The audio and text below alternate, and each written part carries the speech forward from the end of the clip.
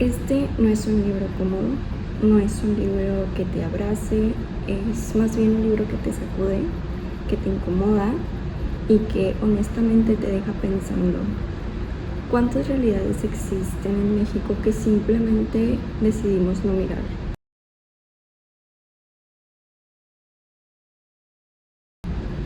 Hoy quiero hablar de Desde los Zulos, de Dalia de la Cerda, y porque este libro se siente como abrir una puerta que muchos prefieren dejar cerrada. Primero lo básico.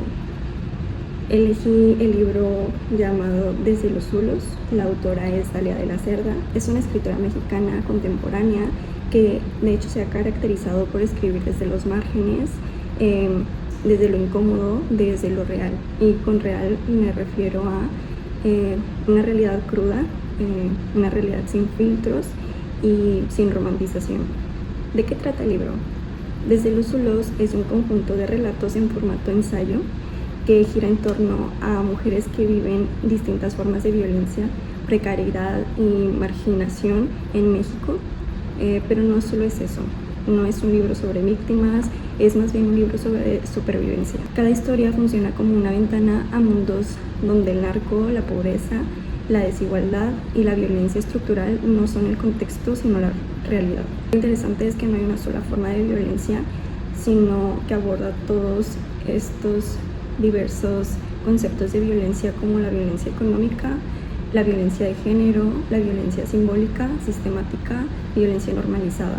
Todas están integradas en la cotidianidad que dejan de parecer excepcionales. Ahora, hablemos de cómo está escrito.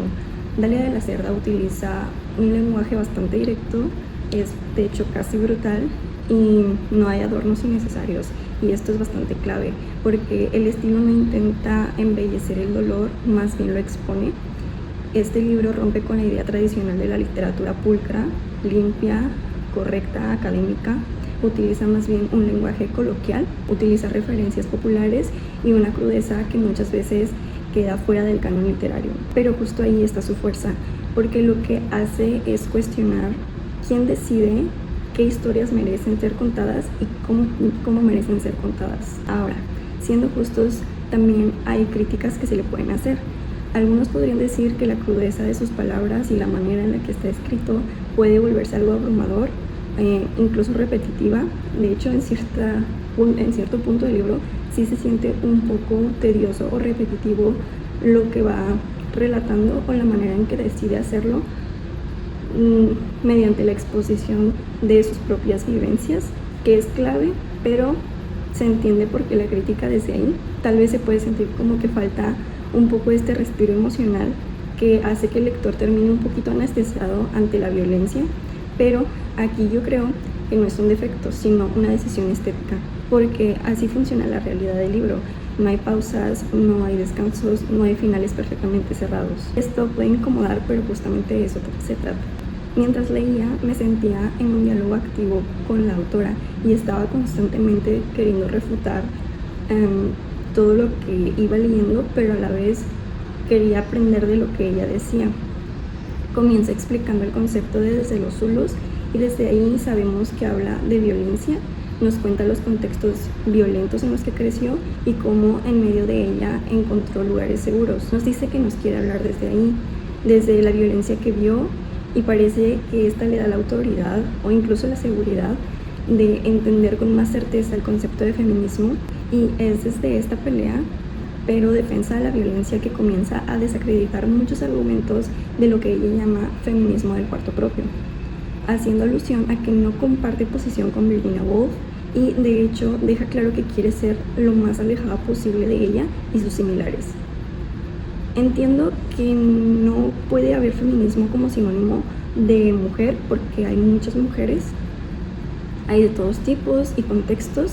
Entiendo que un poco el enojo viene de que se invisibilice la lucha de mujeres que no entran en feminismo de cuarto propio, pero me costó comprender la razón de entrar en la pelea de minimizarlas. Pareciera que dice que si no sufres tanto por ser mujer, entonces estás más alejada del feminismo que ella considera válido, y es ahí donde se me saca un poco la lectura. al hacer la distinción de feminismo del cuarto propio y el feminismo de los zulos, y cito, desde mi apuesta epistemológica, dividiría el feminismo en dos grandes grupos. El feminismo que señala que nos unamos todas en torno a la opresión de tener vulva, a esto le llamo feminismo blanco o feminismo de los cuartos propios.